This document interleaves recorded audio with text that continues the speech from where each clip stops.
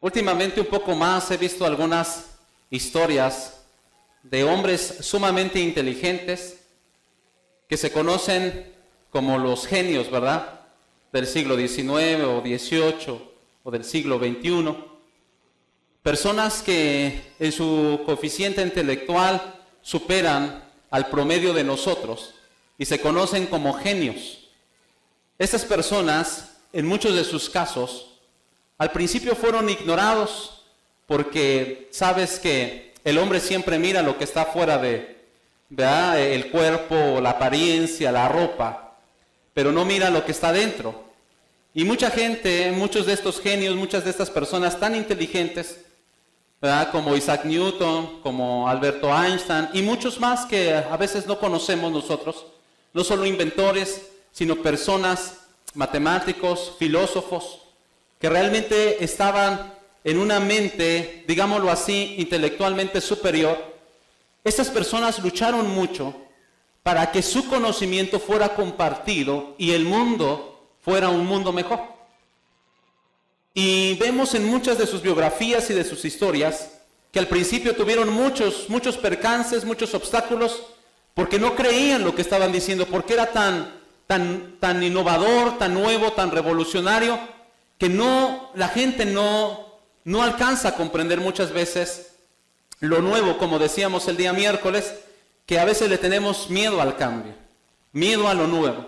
Y entonces se presentaba uno de estos genios y compartía alguna filosofía, alguna enseñanza, algo que ellos habían recibido, y la gente los tachaba incluso de que eran endemoniados o de que estaban locos o de que eso nunca iba a funcionar. Pero hay algo que quiero resaltar en esta mañana. Ellos lucharon hasta el final para que ese conocimiento que ellos habían recibido no se quedara con ellos, no se fuera a la tumba con ellos, sino que ellos pudieran compartirlo a todo el mundo. Y así ha sido en la mayoría de ellos. Hoy tenemos mucha tecnología por muchos matemáticos. Hoy el hombre ha ido a la luna por muchas cosas que se hicieron hace 100 años o hace más años. Y la ciencia ha aumentado, el conocimiento ha aumentado, pero lucharon para compartir ese conocimiento. Tal vez tú y yo no seamos genios, no tengamos una mente, un intelecto tan sobresaliente como estos personajes de la historia, pero la pregunta es, ¿estamos compartiendo los talentos y los dones que nuestro Dios nos ha dado? ¿Estamos nosotros compartiendo las virtudes que Dios ha puesto en nosotros? ¿Las herramientas que hemos estado aprendiendo? Esa es la pregunta. Hoy quiero hablarte acerca precisamente de este tema de compartir. Y compartir también me lleva a una palabra que hoy vamos a recalcar mucho, que es reproducirnos. Dí conmigo reproducirnos. Reproducirnos. Cuando nosotros compartimos también nos estamos reproduciendo en otras personas. Así que este tema, si tú te preguntas cómo se llama reproduciéndonos. ¿Qué significa reproducirnos? Reproducirnos tiene varios términos que a veces no suenan tan buenos, pero quiero resaltar algunos que nos van a llevar a entender mejor este mensaje en esta mañana. ¿Sí estás aquí? Reproducirnos, ¿por qué lo estamos mencionando? Porque cuando tú y yo compartimos, nos estamos reproduciendo. Jesucristo se reprodujo en sus discípulos. Él compartía, Él como maestro compartía, y un discípulo es un aprendiz, es un alumno. Entonces recibía lo que Jesús estaba dando y Jesús empezaba a reproducir en ellos. ¿Qué es reproducir? Reproducir en el diccionario es la acción y el resultado de producir, escúchalo bien, es la acción y el resultado de producir una cosa que ya existe o que ha existido.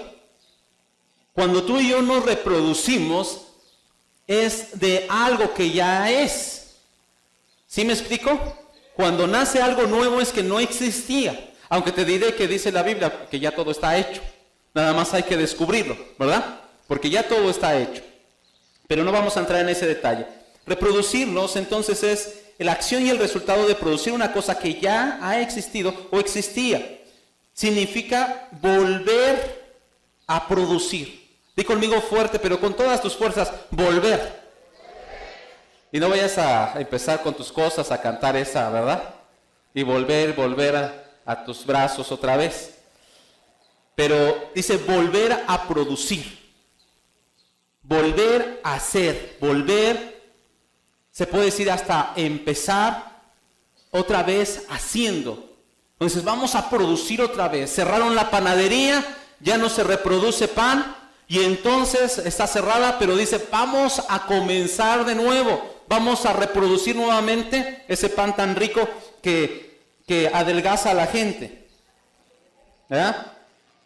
Pero en términos biológicos, reproducir significa reproducir los animales y las plantas u otros seres de la misma especie. Por ejemplo, nosotros no podemos reproducir perros o gatos, ¿verdad? Aunque los queramos mucho.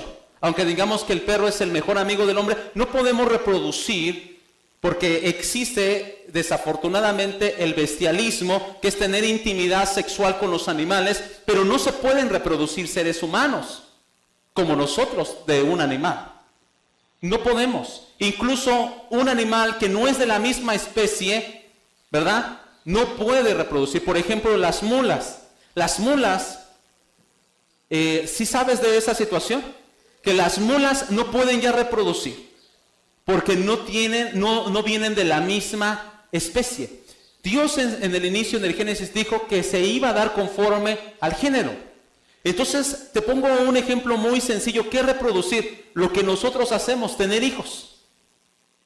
Nos estamos reproduciendo. Incluso la Biblia dice que Dios los bendijo ahí en Génesis 1:26 y les dijo, fructificad y multiplíquense. ¿Qué es multiplicarse? Reproduzcanse. Entonces, si el papá y la mamá son güeros, ¿cómo van a ser el hijo? Güero, normalmente. Si los abuelos también son güeros, pues con mayor razón van a ser güero. Luego quieren los padres que salgan los hijos altos. Todos son chaparritos. ¿De dónde? Al menos que sea lechero, ¿no? Entonces el ejemplo que tenemos de reproducirnos es los hijos. Tú te estás reproduciendo en tus hijos, tú ya te has reproducido en tus hijos. La gente dice, ojalá que no le haya dejado muchas maldiciones. No importa si es ojalá o no ojalá, de todas maneras ya lo hiciste. En el momento que lo concibiste, en el momento en que ya se empezó a formar en el vientre de la madre, ya se le heredó lo que se le tenía que heredar, bueno o malo. Y hemos dicho algo muy importante, una frase que nos puede ayudar en esta mañana a entender. Nosotros enseñamos lo que sabemos, pero vamos a reproducir lo que somos. Enseñamos lo que sabemos, pero reproducimos lo que somos. Un discípulo va a ser discípulos. Una persona triste va a ser personas tristes. Un quejumbroso va a ser quejumbrositos. Una persona con una visión va a ser gente de visión. ¿Te puedes quejar de tu hijo? ¿De dónde salió? Pues de ti. Fue un producto tuyo. Ahora, lo digo con todo respeto, la gente dice, yo tendré los hijos que Dios me quiera dar. No, Dios ya te ha dado la autoridad a ti para tener los hijos que tú elijas tener. Él ya puso vida en ti, puso el poder de generar vida en nosotros a través de seres humanos. Los hijos que tú quieras tener son los que tú tendrás, no solo los que Dios quiera, porque ahí no lo tenemos que meter a Dios en todo.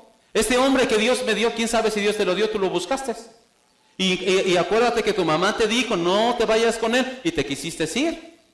Entonces nosotros somos responsables. Y si el hijo, muchas veces las personas dicen, el hijo salió así, ¿a quién habrá salido tú? Y se parece todo al papá. Pues ¿a quién habrá salido? Pues a ti. Ahora también ellos en su momento eligen su camino. No todo es al 100% responsabilidad de los padres, porque ya estamos grandes también. Pero gran parte salimos a ellos. No solo en el físico, sino en el carácter, en las emociones, en la manera de comportarnos, hasta de comer. He visto familias que comen siempre bien educaditas porque sus padres les enseñaron desde pequeños, hasta la pizza. A lo mejor es exageración, pero de verdad he visto personas que la parten, ¿verdad? La cortan con su cuchillito ahí y toda la cosa. Y hay personas que comen pues así, o sea, se llenan las manos, se llenan acá, se llenan hasta las pestañas, le va moviendo, ¿no? Nosotros vamos a enseñar lo que sabemos, pero vamos a reproducir lo que nosotros somos, iglesia. Quiero que me acompañes a ver en la Biblia, por favor, Hechos capítulo 4, versículo 13, para que me dé a entender un poco más. Hechos 4:13, por favor. ¿Sigues aquí?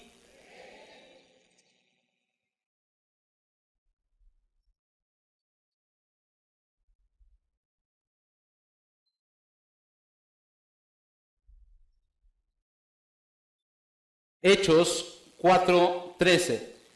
Dice así la palabra del Señor. Entonces, viendo el denuedo de Pedro y de Juan, sabiendo que eran hombres como sin letra y del vulgo, o sea, del barrio, ¿verdad? Se maravillaban. ¿Quiénes se maravillaban? Los fariseos, los principales, y le reconocían que habían estado con Jesús. Jesús se reprodujo en ellos. Ellos hablaban como Jesús. Ellos caminaban como Jesús. Y lo más maravilloso es esto. Mira, no me estoy contradiciendo con lo que te voy a decir a continuación. Nosotros tenemos, cuando ya hemos recibido a Cristo, tenemos dos naturalezas. La naturaleza de nuestros padres, que no es en su totalidad mala, porque hay muchas cosas buenas que nos han enseñado, pero también tenemos que reconocer y ser sinceros que hay muchas cosas que ellos nos han heredado malas y negativas. Pecado, en conclusión. Pero cuando recibimos a Cristo, recibimos otra sangre. Ya no somos solamente de la sangre de los Pérez o de los López o de los Vértiz o de los que quieras. Somos ahora de la sangre real. Por eso dice que somos reyes y sacerdotes. Y ahora hay otra sangre que corre por nuestras venas. Y si es cierto ese dicho que la sangre llama, pues la sangre nos tiene que llamar a estar apegados a Jesucristo, a estar con el Maestro, a aprender de Él. Tal vez hemos aprendido muchas cosas, como dice la Escritura en este versículo que leímos. Ellos habían estado en el vulgo, eran del barrio. Su padre, ¿qué les había enseñado? Tal vez no tenían estudio, la mayoría de ellos. Sin embargo, cuando conocen a Jesús, cambia su naturaleza, cambia su raza, cambia su familia, cambia de dónde vienen, cambia aún espiritualmente su ser, su espíritu, cambia también su ADN espiritual, iglesia.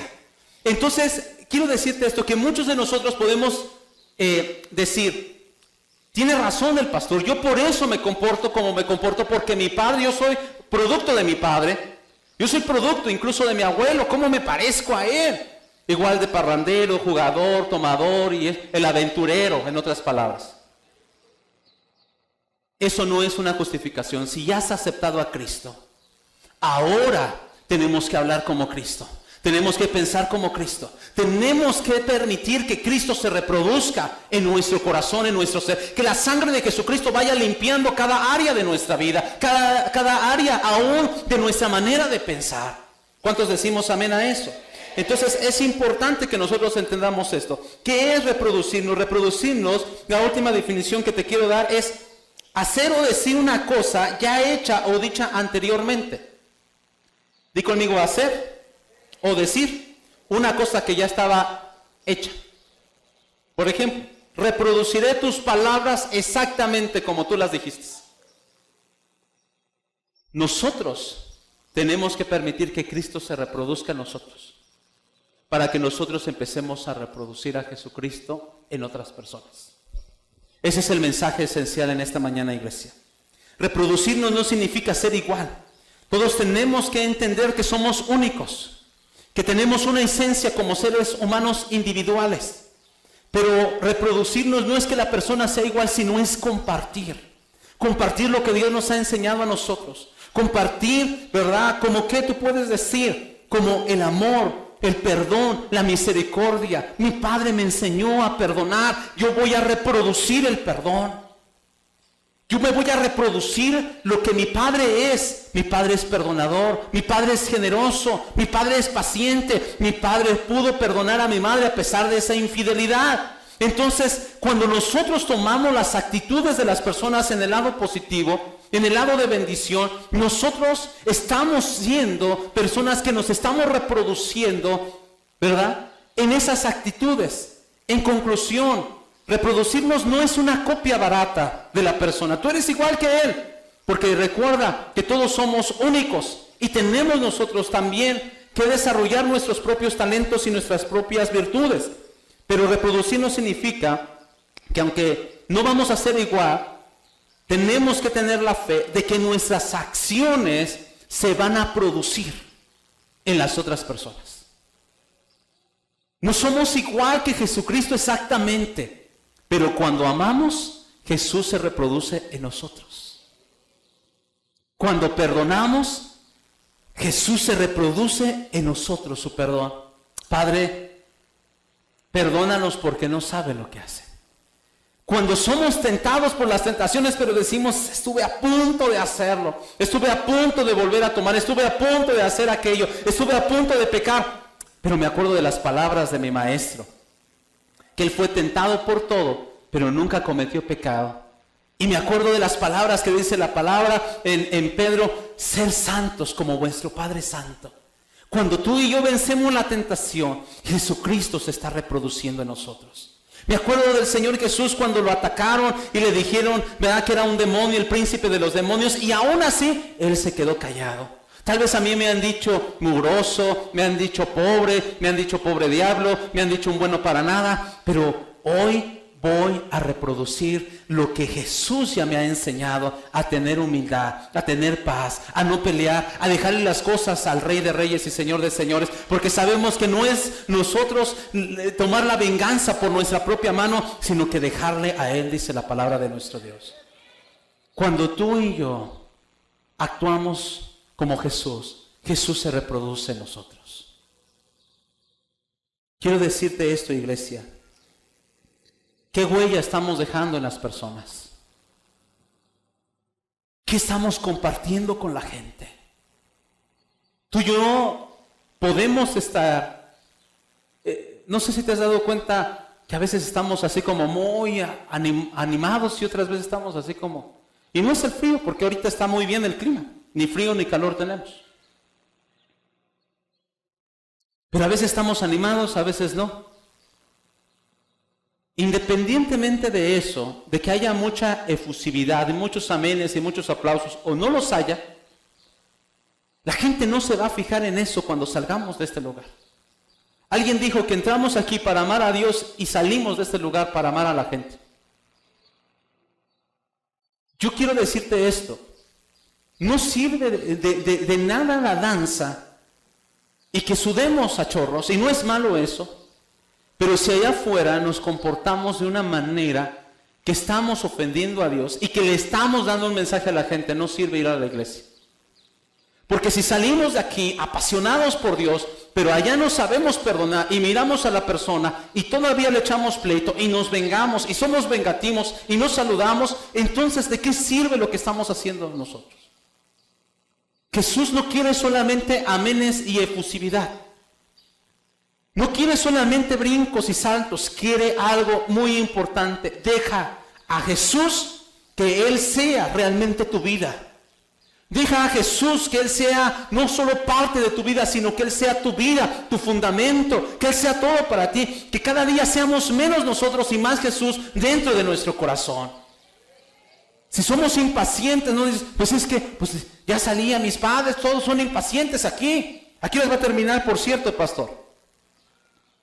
No, sino que ahora debes de considerar que hay otra sangre que corre por tus venas, que hay otro ADN dentro de ti, que ya no somos de esa familia solamente, que ya incluso no somos mexicanos, tenemos otra ciudadanía, otra nacionalidad, tenemos otro linaje, somos de otro linaje, de un pueblo especial que Dios ha escogido de entre todas las naciones de la tierra.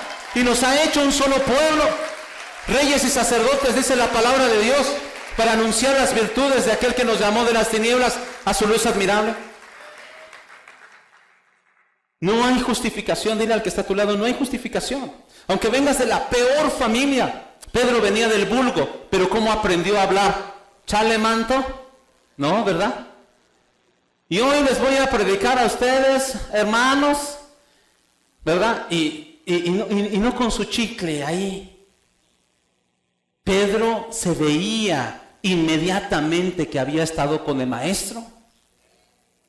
Es que hay gente que duerme según con el maestro, pero se despierta como el diablo. No puede ser así el asunto. No podemos estar en la presencia de Dios llorando y pararnos de ese lugar que estábamos de rodillas y nos paramos y seguir en la peleadera. No podemos hacer eso, o si estuvimos o no estuvimos, porque algo se nos tiene que pegar de él. El asunto es que muchas veces son emociones, pero no son cosas espirituales que realmente transforman nuestro corazón. ¿Y sabes por qué? No porque Dios no quiera o Dios actúe superficialmente, sino porque nosotros queremos seguir siendo nosotros. ¿Están aquí? Tú quieres seguir siendo tú. Es que yo soy el hombre de esta casa. ¿Por qué? ¿Porque tú lo dices? Pero ¿cómo te comportas? Un hombre respeta. Un hombre no anda de mujeriego. Ese no es un hombre. Ese es un cobarde. Ese es todo lo que tú quieras. Ya no quiero decir para que no se ofenda. Más que nada por respeto a que me están grabando. Me voy a portar bien. Es que soy tu madre. La madre ama. La madre alimenta. No regaña solamente. No tienes que decir lo que tú eres. ¿Por qué te aferras a ser lo que tú consideras que debes de ser? Cuando llegaron con Juan el Bautista, le decían, ¿ya viste que tus discípulos se están yendo con Jesús? Y ya tiene un montón de seguidores. Todo lo que tú has trabajado, ¿dónde está? Y Juan el Bautista contestó estas palabras que deberíamos de hacerla una realidad en nosotros. Es necesario que yo mengue para que Él crezca. Es lo que Juan el Bautista dijo. ¿Por qué te aferras a ser tú? Deja de ser tú y que sea Cristo dentro de ti. Pablo dijo estas palabras maravillosas. Con Cristo estoy juntamente crucificado. Ya no vivo yo, sino ahora Él vive dentro de mí. Él vive dentro de mi corazón. Es lo que todos deberíamos de ser. Jesús no hizo clones de Él. Pero si te das cuenta, el apóstol Pedro resucitó a una mujer que se llamaba Dorcas, que era una piadosa, una cristiana, una discípula, y la resucitó de la misma manera como Jesucristo resucitó a Tabita, la niña, y le dijo, levántate. Pedro no era un clon de Jesús, sin embargo Jesús se había reproducido en Pedro y Pedro hablaba como Jesús, caminaba como Jesús y resucitaba como Jesús. Incluso en esa resurrección no dice en el nombre de Jesús, solo le dijo estas palabras, levántate. Y se levantó. Lo vemos hasta el último capítulo de la vida de Pedro, cuando Pedro, según los teólogos y la historia, dice que Pedro murió crucificado, como nuestro maestro fue crucificado y dio su vida por nosotros. Hasta ahí lo imitó. Hasta ahí existió la reproducción de Jesucristo dentro de Pedro, porque Pedro entendió que si seguía siendo Pedro, no se iba a formar Jesús. Tú debes de entender cómo te llames y como tengas el apellido que tengas y del linaje que vengas, del barrio o de las más altos niveles económicos o intelectuales o lo que tú quieras. Que si tú sigues siendo tú, Jesucristo no se va a formar dentro de ti. Tenemos que morir para que Él viva dentro de nosotros. Tenemos que caer para que Él sea levantado dentro de nosotros. Tenemos que ser humillados muchas veces para que el nombre de Dios sea glorificado. Para que Él reciba toda la gloria y toda la honra. Deja que Jesús sea Jesús de tu vida, no solamente en la salvación, sino en la libertad. Dale ese aplauso fuerte a Dios.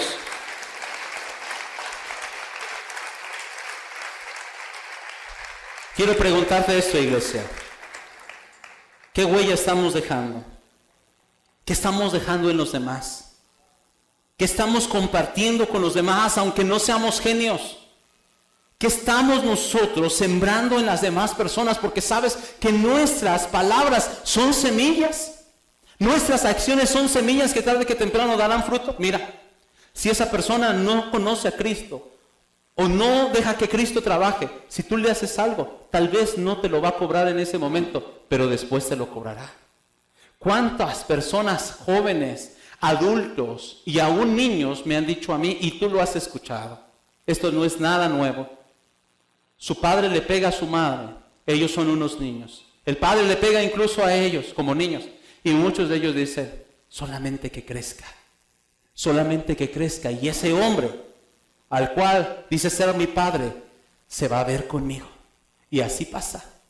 Cuando crecen y se convierten en hombres, se vengan de los padres. Hay una venganza tremenda. Son semillas lo que tú estás sembrando con tus palabras, con tus acciones. ¿Qué estás sembrando en los demás? Yo me pregunto qué yo siembro en ti, qué tú siembras en nosotros. Hace tiempo compartí un mensaje que le puse haciendo el trabajo de los demás más fácil. Aún en esos detalles, ¿verdad? Que no respetamos el trabajo de la mujer y que acaba de trapear y nosotros llegamos como caballos desbocados, ahí con los zapatos todos sucios, y ¿qué nos importa? Vuélvele a trapear. Estamos sembrando nosotros algo. Y quiero decirte algo, que todo lo que sembramos, eso mismo vamos a cosechar. Hay una historia maravillosa que está en la página de internet, que yo creo que todos ustedes ya vieron, ¿verdad? Ajá. Y hay una reflexión, yo creo que todos ustedes ya la leyeron, esa reflexión. La página de internet costó mucho esfuerzo, mucho tiempo y mucho dinero, y espero que ustedes sean, ahora sí que personas que puedan tomar esos regalos en cuenta y poder aprovecharlos, porque son para ustedes a fin y a cabo, ¿verdad? Y esta historia dice así, voy a leerla, espero que cuando termine de leerla ninguno de ustedes se haya dormido, y si se duerme, pues pídele a Dios que Dios te revele ahí en el sueño lo que te acabo de decir. Dice así. Esta historia es de una maestra y está en la página de internet si tú la quieres ver. Un día la maestra Thompson, de pie frente a su clase de 5º grado, escucha bien, de 5º grado, el primer día de clases les dijo una mentira a los niños. Miró a los alumnos y les dijo que los amaba a todos por igual, pero eso era imposible. Porque en la primera fila, con los hombros caídos, había un pequeño llamado Teddy Stoddard. La maestra Thompson había observado a Teddy el año anterior y había notado que no jugaba bien con otros niños, que sus ropas estaban descuidadas y que necesitaba un baño. Y Teddy, o sea el niño, se veía desconcentrado y tenía bajas calificaciones. En la escuela donde enseñaba la maestra Thompson, se les requería a todos los maestros que revisaran los registros anteriores de los alumnos, o sea, del año anterior o de varios años anteriores. Y ella dejó el de Teddy para el final. Sin embargo, cuando leyó su archivo, se sorprendió mucho. La maestra de primer grado de Teddy había escrito, escúchalo bien, él ya iba en 5º grado, pero la primer maestra había escrito esto. Teddy es un niño muy inteligente y ríe con facilidad. Hace su trabajo con pulcritud y tiene muy buenas notas. Es muy agradable y estar cerca de él es realmente agradable. Su maestra de 2º grado escribió, ya va el 2º año, y dice, Teddy es un alumno excelente. Todos sus compañeros están a gusto con él, pero se siente perturbado porque su madre tiene una enfermedad mortal y su vida en el hogar debe de ser muy complicada. Su maestra de 3er grado escribió, la muerte de su madre debe haber sido muy difícil para él. Trata de hacer lo mejor que puede, pero su padre no muestra mucho interés en él y su vida en el hogar lo ha de haber afectado mucho. Si pronto no hacemos algo, le afectará más. La maestra de 4º grado de Teddy escribió esto. Teddy es retraído y no muestra interés en sus estudios. No tiene muchos amigos y a veces se queda dormido en clase. A esta altura la maestra Thompson se dio cuenta cuál era el problema y se sintió avergonzada de sí misma. Se sintió aún peor cuando los alumnos le trajeron regalos al fin de año, envueltos en papel brillante y con hermosas cintas, excepto el de Teddy. Su regalo estaba envuelto en forma descuidada con papel de una bolsa de pan. La maestra Thompson abrió el regalo de Teddy cuando había abierto la mitad de los otros regalos. Algunos de los niños comenzaron a reírse cuando ella encontró un brazalete de fantasía que le faltaban algunas piedras, un frasco de perfume que solo tenía un cuarto de líquido, pero ella apagó las risas cuando dijo que el brazalete era hermoso mientras se ponía y colocaba algo de perfume en su muñeca. Teddy Stoddard se quedó después de terminadas las clases el tiempo necesario para decirle a su maestra: Maestra Thompson, hoy usted olía exactamente como mi mamá. Después de que los niños se fueron, ella lloró por lo menos una hora. Ese mismo día ella dejó de enseñar a leer y escribir matemáticas, en cambio comenzó a enseñar a los niños. Fíjate bien. La maestra Thompson le prestó atención en particular a Teddy. Mientras trabajaba con él, la mente del niño parecía recobrar vida. Cuando ella más lo alentaba, tanto más rápidamente él respondía. Pero cuando llegó el final del año, Teddy se había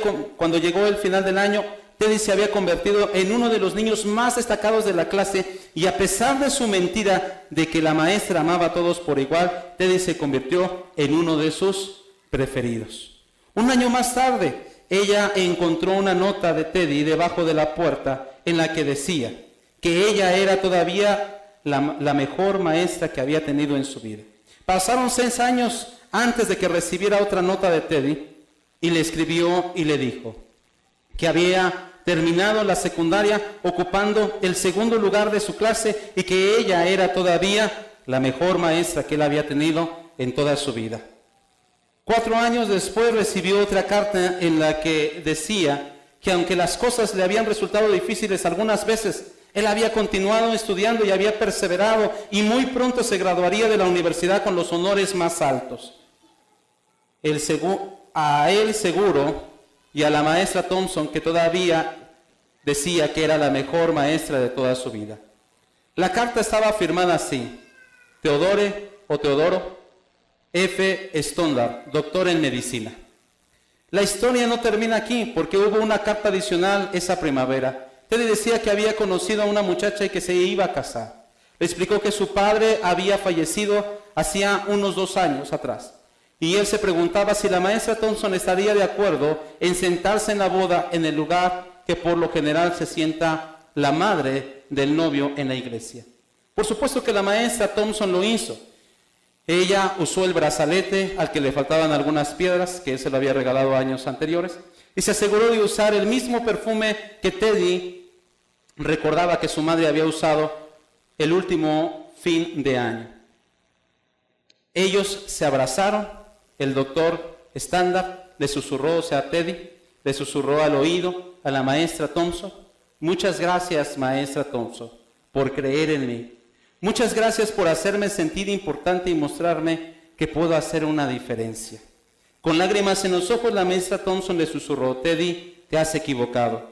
Tú eres el que me has enseñado a mí que yo podía hacer una diferencia. Yo no sabía enseñar hasta que te conocí a ti. Todos, iglesia, podemos dejar una huella importante en las personas. ¿Qué hubiera pasado de Teddy si esta maestra lo hubiera ignorado, como muchas hacen? Teddy no se hubiera convertido en ese gran doctor. Espero que hayas prestado atención, porque no la vamos a volver a leer, por supuesto, pero sí es importante que analicemos qué estamos sembrando en los demás. La maestra sembró fe, creyó en él, sembró tiempo, paciencia, tolerancia, porque no es fácil sacar a un niño de ese grado de depresión como Teddy lo tenía. ¿Qué estás haciendo con tus hijos? ¿Cómo son tus hijos? ¿Cómo es tu familia? Y quiero hacerte una pregunta muy importante, y antes de hacerla quiero decirte esto que Dios puso en mi corazón que te dijera. Por muy fuerte que se escuche, recíbelo realmente en tu corazón. Ninguno de nosotros tenemos el derecho de herir a ninguna persona. Tú no tienes ese derecho. Tú no tienes ese poder de herir a una persona delante de Dios. Dios no te lo ha otorgado. Y debemos de hacernos esta pregunta que dijo una persona. ¿Somos de los que hemos dejado a las personas mejor de como las hemos encontrado? ¿Has dejado mejor a tu esposo de como lo encontraste? ¿Has dejado mejor a tus hijos de cómo nacieron? ¿Has dejado mejor a esa persona o cómo la has dejado? Hay personas que hasta dicen, yo tengo tanto amor en mi corazón, ¿verdad? Que tú eres una de las capillitas, mi amor. Y dejan hijos regados por acá y por allá. Y dejan tantas heridas tan profundas en el corazón. Quiero decirte que a veces somos de esas personas que vemos el punto negro en un papel blanco, iglesia. A veces las personas han actuado bien con nosotros, pero nosotros, en la maldad de nuestro corazón, hemos querido dañar. Y si vemos que está sonriente y que está a gusto y que está contenta, queremos dañarlos. En esa maldad de nuestro corazón, a veces hemos pretendido dañarlos. O a veces lo hemos hecho. ¿Quién somos nosotros para juzgar? ¿Somos mejores? La Biblia dice, ten cuidado. No sea que en lo que tú estés juzgando, otros te puedan juzgar porque estés haciendo lo mismo. Considera a los demás como superiores a ti mismo. ¿Quién somos nosotros para juzgar a la esposa si no quiere venir a la iglesia o al esposo?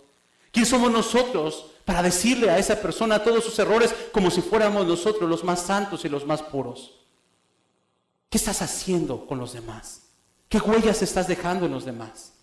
En esta mañana es el tiempo de reflexionar. Y te pregunto nuevamente, ¿somos de las personas que hemos dejado a los otros mejor de como los encontramos?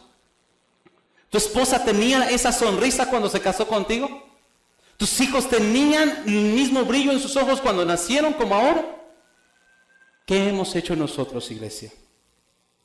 Tenemos nosotros que reproducirnos. Tenemos nosotros que entender. Romanos 8:29 dice esto.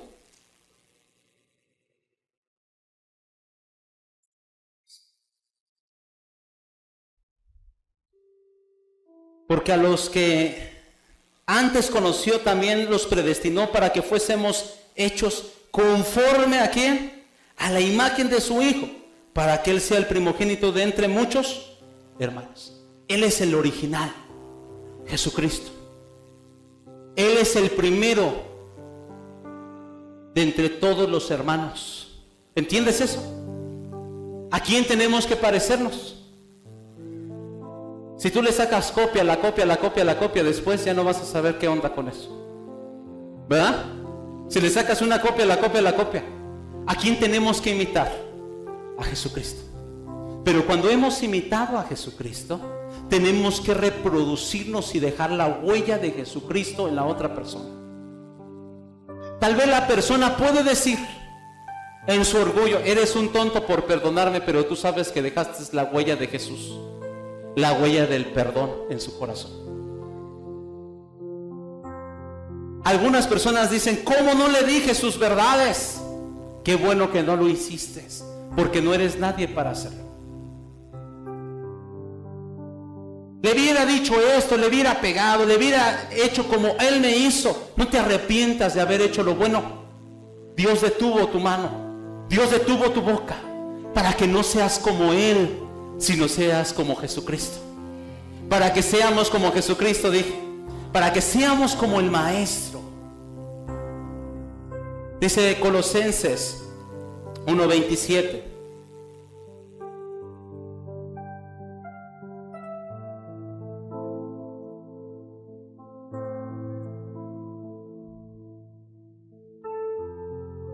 ¿Ya lo tienes?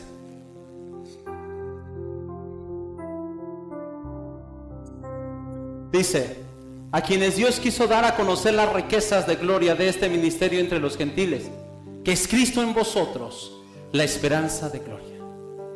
¿Sabes cuál es la esperanza para la humanidad? Que vean a Jesucristo en nosotros, iglesia. Que vean a Jesucristo en nosotros. Platiqué con una persona hace tiempo y me decía estas palabras. A veces cuando veo la humanidad, cuando veo tanto pecado, tanto egoísmo y tanta maldad, me pregunto si vale la pena nuestra misión. La gente necesita recobrar la esperanza. Ver al que era alcohólico, que ha dejado de ser alcohólico porque Cristo se formó en él. Cristo reprodujo en él santidad, victoria, fuerza para no volver a tomar. Eso necesitamos hacer nosotros para que otra persona que es alcohólica y que dice, yo he ido acá y allá y allá y allá y no me ha funcionado, tú le puedas decir, ve a Jesucristo. Yo era como tú o peor que tú. Y entonces la persona tendrá esperanza de que si tú pudiste cambiar, ellos pensarán, también nosotros podemos cambiar. También nosotros podemos hacer la diferencia. Necesita la gente ver matrimonios en esta casa que no se estén peleando como perros y gatos, sino que aprendamos a amarnos y a tolerarnos. Necesita ver la gente que saliendo de este lugar no nos estamos agarrando allá atrás donde no nos ve el pastor, porque dicen que siempre estoy ocupado aquí, sino que donde quiera que nos paremos podamos ser un ejemplo y que las personas, nuestros hijos, puedan decir, yo quiero casarme, al ver su amor de ustedes, papás, al ver cómo se han perdonado, cómo se han amado, cómo se han tolerado, cómo se han ayudado, cómo han caminado de la mano. Yo también quisiera tener un esposo así, quisiera tener una esposa así, quisiera tener un matrimonio así, quisiera vivir en paz, porque van a ver que Jesucristo se está reproduciendo en los matrimonios, que Jesucristo se está reproduciendo en el padre, en la madre, en los hijos. Somos la esperanza nosotros. Los ángeles no van a venir a evangelizar. Los ángeles no van a venir. Jesucristo jamás vendrá a morir por segunda vez por nosotros. Tenemos que tomar el sacrificio de la cruz. Tenemos que morir con Jesucristo para que Él viva dentro de nosotros y poder decir, hay un Dios. ¿Y dónde está? Velo dentro de mí. Pude perdonar, pude amar, sané mi corazón. Dios me liberó de los vicios. Aquí está Jesucristo dentro de mi corazón. No necesitas ir al cielo para ver a Jesucristo. Lo puedes ver dentro de mí. Lo puedes ver en mis actitudes. Lo puedes ver en mi forma de ser. Eso es lo que la gente le va a traer esperanzas. Esa es la esperanza de gloria que necesita ver la gente. Tenemos una gran responsabilidad. Ser cristianos no es el nombre, no es el título. Ser cristianos no es venir y cargar una Biblia y sentarte como tú lo estás haciendo en esta mañana. No tiene nada de malo lo que estás haciendo, al contrario es bueno, pero eso no es ser cristiano. Se entra a este lugar para aprender a amar a Dios, pero se sale para amar a la gente. La gente necesita ver a Jesús una vez más en nosotros. La gente necesita ver a Jesús una vez más en nosotros, iglesia. ¿Por qué no cierras tus ojos y oras ahí en tu lugar lo que tú tengas que decir?